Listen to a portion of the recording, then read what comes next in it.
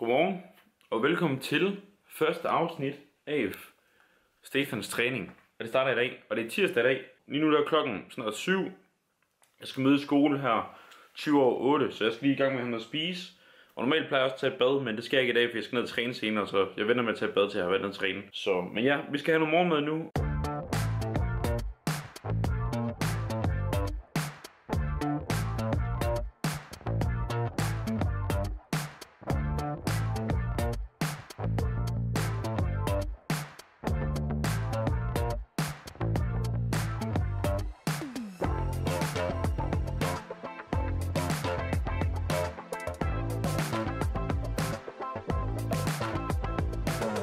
Normalt så plejer jeg at have nogle ekstra rosiner, jeg plejer at putte ovenpå, men det har jeg sgu ikke lige i dag, for jeg har ikke flere tilbage. I kan godt se, at der var nogle få rosiner der i, og det er fordi jeg har puttet lidt blandingen der i den der krukke, hvor jeg har det i. Men ja, så plejer jeg normalt at putte nogle flere rosiner ovenpå, hvis jeg gerne vil have det.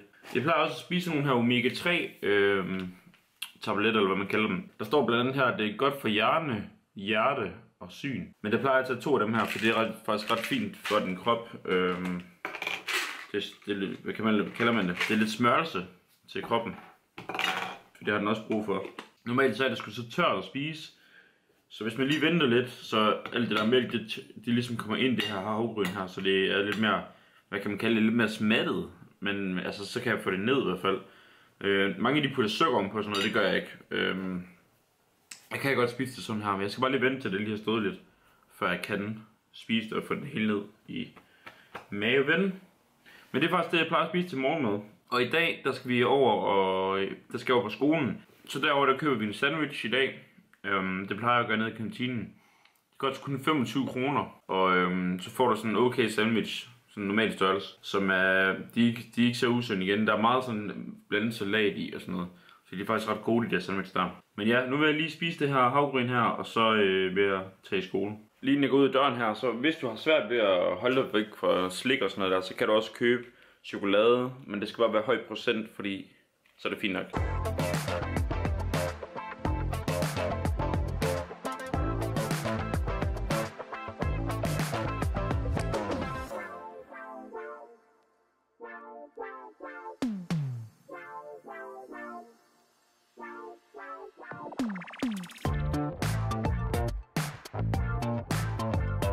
Så nu vil jeg sgu hoppe ned og træne.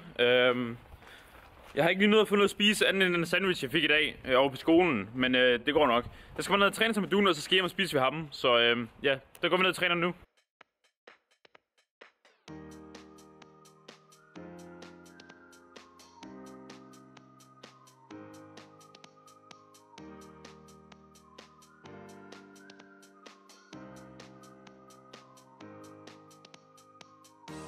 Okay guys, det vi har gjort indtil nu, det er, at vi lige hurtigt har varmet vores ben op, så vi varmet vores lænd op. Og det vi er i gang med nu, det er, at vi varmer hele øvelsen op ved at løfte lav kilo. Og nu her der løfter jeg 40 kilo i dødløft. Og det gør man så lige, ja, til man ikke føler, at man skal gøre det mere, det vil sige 8-10 gange cirka.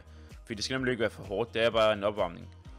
Efter det så smider jeg så 50 kilo på og laver det igen, hvor jeg tager lidt, hvad jeg føler for, måske 6 gange eller 8 gange igen. Så tager jeg 60 kilo på. Til sidst tager jeg så 70 kilo på i den sidste opvarmning.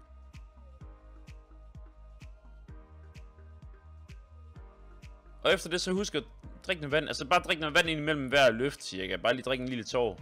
Det er vigtigt at lige få noget væske hele tiden.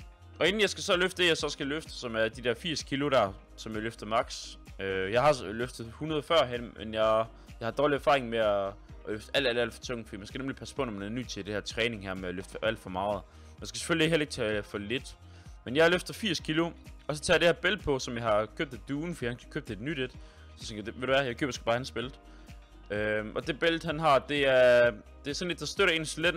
Det gør faktisk sådan, at når man løfter, så kan man nemlig puste sådan ud i bæltet. Eller hvad man siger, skal ud i bæltet med maven. Og det giver en rigtig god støttelse til løftet, plus at det støtter til at ikke at få skade i lænden. Det giver en rigtig god støtte til lænden. Hele den her øvelse her med dødløft, den tager vi 3 gange 7 gange. Det vil sige, at vi løfter 3 gange, holder pause, løfter 3 gange, holder pause, løfter 3 gange, holder pause, og så bliver vi ved, indtil vi har løftet 7 gange. Jeg tror, det hedder 3 reps i 7 sæt. Jeg er ikke sikker dog. Og det skal lige siges, at jeg ikke er ekspert inden for det her område her. Det vil sige, at når de her øvelser, jeg snakker om, og når I selv skal ned og lave de her øvelser her, så tjek op på det på nettet før, at I går ned og gør det. Fordi det er jo ikke 100% sikkert, at det er rigtigt, det jeg siger. Det er ud fra egen erfaring, det jeg har fået at vide duen, og det jeg selv har fundet ud af virker. Men lige tjek op på det, guys, fordi jeg er ikke ekspert, så jeg vil ikke stå inden for det, jeg siger 100%. Men tjek op på det selv i hvert fald, det er i hvert fald råd til.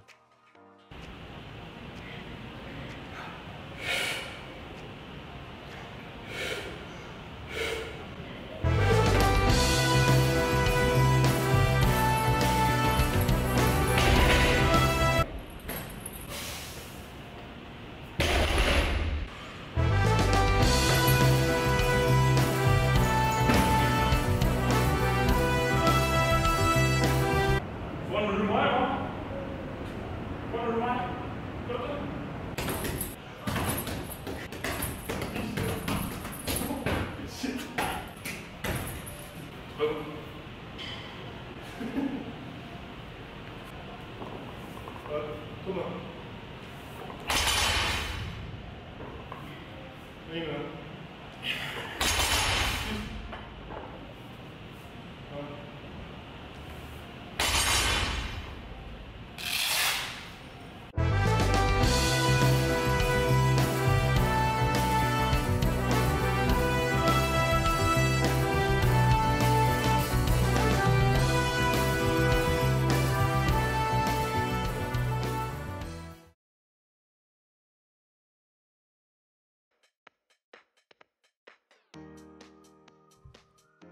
Når vi så er færdige med dødløft, som er den del, der tager længst tid af vores træning. Vi træner næsten 2 timer, og jeg tror, at dødløft tager næsten 1 time.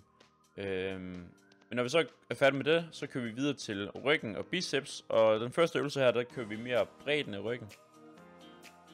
Og der tager vi cirka 5 sæt, hvor vi kører 8 gange cirka. Altså 8 reps. Den anden øvelse her, der kører vi ryg og biceps, og det er mere tykkelsen af ryggen, vi kører i den her øvelse. Den tredje øvelse, der kører vi så til bredden af biceps.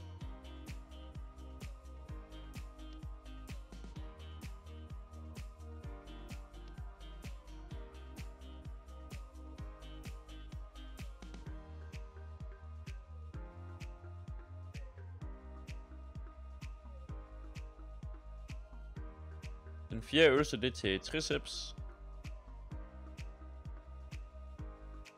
Og alle øvelserne kører vi 5 sæt, og der kører vi de der 8-10 reps på dem alle sammen. Og den femte øvelse her, der kører vi så til peaket på biceps, så den høje del. Så er vi lige kommet op til duen og får noget at spise nu, og vi får burger. Og vi spiser 2 burger hver, og et glas sodavand med Pepsi Max. Det er det, vi får heroppe ved duen. Så det var fandme en hård træning i dag. Men ja, det var det sidste i dag. Er den god, duen? Mm.